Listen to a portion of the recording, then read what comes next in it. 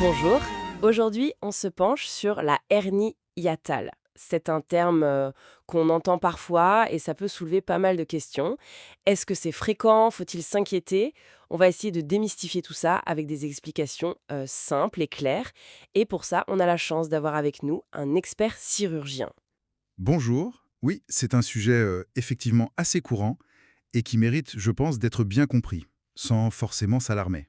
Parfait. Alors, pour commencer par le début, la hernie hiatale, si on devait l'expliquer simplement, qu'est-ce que c'est au juste? Alors, euh, imaginez le diaphragme. C'est un grand muscle plat qui sépare, disons, la poitrine de l'abdomen. L'œsophage, le tube qui amène les aliments, il traverse ce muscle par un petit trou naturel, l'orifice hiatal. Normalement, l'estomac est juste en dessous. D'accord. Eh bien, la hernie hiatale, c'est quand une partie de cet estomac passe à travers ce trou et remonte dans la cage thoracique. Ah oui, je vois. L'estomac n'est plus tout à fait à sa place en quelque sorte. C'est exactement ça. Une partie migre vers le haut, si vous voulez. D'accord. Et est-ce qu'il y a qu'une seule façon pour l'estomac de remonter? Ou il y a différents types? Non, il y a principalement deux types. Le plus fréquent, et de loin, ça représente à peu près 85% des cas, c'est ce qu'on appelle la hernie par glissement.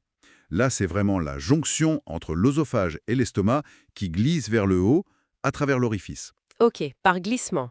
Et l'autre type? L'autre forme, c'est la hernie par roulement. On dit aussi paraœsophagienne.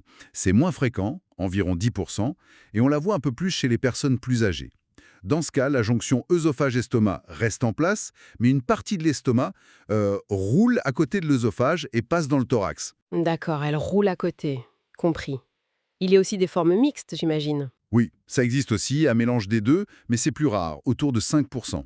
Et qu'est-ce qui fait que ça arrive? Pourquoi l'estomac se met à bouger comme ça? La cause principale, c'est un relâchement, un affaiblissement des systèmes d'attache, des ligaments, qui normalement maintiennent bien l'œsophage et l'estomac fixés au diaphragme. Mhm.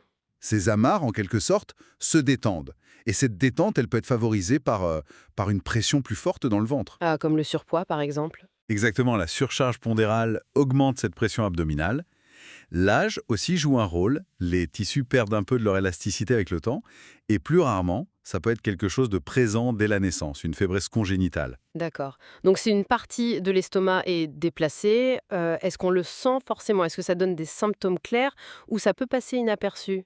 C'est une très bonne question, parce que très souvent, en fait, la hernie hiatale est complètement asymptomatique. Ah bon? Oui, oui, beaucoup de gens vivent avec sans même le savoir. On la découvre souvent par hasard. Comment ça? Lors d'un examen, une endoscopie digestive, vous savez, la petite caméra qu'on fait Ah passer. oui, la fibroscopie. Voilà. Souvent, on fait cet examen pour autre chose, par exemple pour chercher la cause d'un reflux gastro-œsophagien, le RGO, et hop, on tombe sur la hernie. Ah, le fameux RGO. Donc les symptômes, quand il y en a, sont souvent liés à ce reflux, c'est ça? Brûlure, remontée acide. Pour la hernie par vissement, oui, c'est très souvent le cas. Les symptômes sont ceux du RGO. Brûlure derrière le sternum, remontée acide qui peuvent irriter l'œsophage, ce qu'on appelle une œsophagite, parfois aussi une gêne pour avaler, ou même des vomissements. Dans certains cas, une petite anémie si ça saigne un peu de façon chronique. D'accord. Et pour l'autre type, la hernie par roulement, les symptômes sont différents? Oui, pour la hernie par roulement, les symptômes peuvent être plus mécaniques, si on peut dire.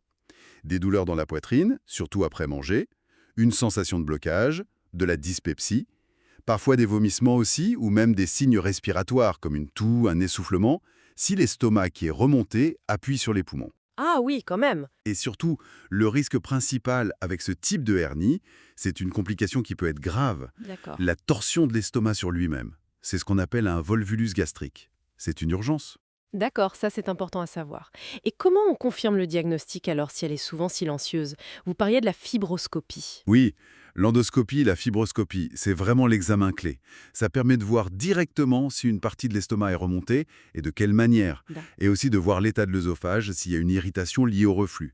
Parfois, pour les hernies par roulement qui sont parfois un peu plus difficiles à bien voir en endoscopie, on peut demander d'autres examens. Comme quoi, par exemple? Un scanner ou alors une radiographie particulière, un transit barité. On fait boire un produit opaque aux rayons X et ça permet de bien dessiner l'estomac et de voir sa position exacte. Une question qui doit revenir souvent, est-ce que c'est grave, docteur? Et est-ce qu'il faut opérer systématiquement? Alors, la hernie en elle-même, la simple présence de d'estomac un peu remonté, non, ce n'est pas considéré comme grave. Ce qui peut être problématique, ce sont les conséquences, le reflux et ses complications, ou le risque mécanique pour la hernie par roulement.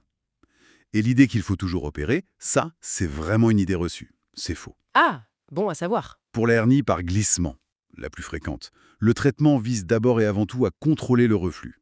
Donc on utilise des médicaments, des antisécréteurs, qui diminuent l'acidité de l'estomac. Et la chirurgie, dans ce cas? Elle est envisagée seulement si le reflux persiste malgré un traitement médical bien conduit, si les médicaments sont mal tolérés, ou si la hernie est vraiment très grosse, on dit plus 5 cm. D'accord. Et pour l'autre type, par roulement? Là, c'est différent. Pour les hernies par roulement, à cause de ce risque de complications mécaniques, de torsion, le traitement recommandé est chirurgical. C'est même quasi exclusivement chirurgical. Et en quoi consiste l'opération, très brièvement? L'opération, qu'on appelle fundoplicature, a plusieurs objectifs. D'abord, remettre l'estomac à sa place, dans l'abdomen. Ensuite, resserrer un peu l'orifice du diaphragme, l'orifice hiatal, pour éviter que ça remonte à nouveau. Et très souvent, on crée aussi une sorte de valve anti-reflux en enroulant une partie de l'estomac autour du bas de l'œsophage. D'accord. C'est une grosse opération? Aujourd'hui, on la réalise très souvent par coléoscopie, c'est-à-dire avec une caméra et de petites incisions. C'est une chirurgie mini-invasive, donc la récupération est généralement plus rapide. Et les résultats sont bons. On a environ 90% de succès à 5 ans. Très bien. Une dernière petite idée reçue pour finir. Est-ce que si on a une hernie hiatale, on a forcément du reflux?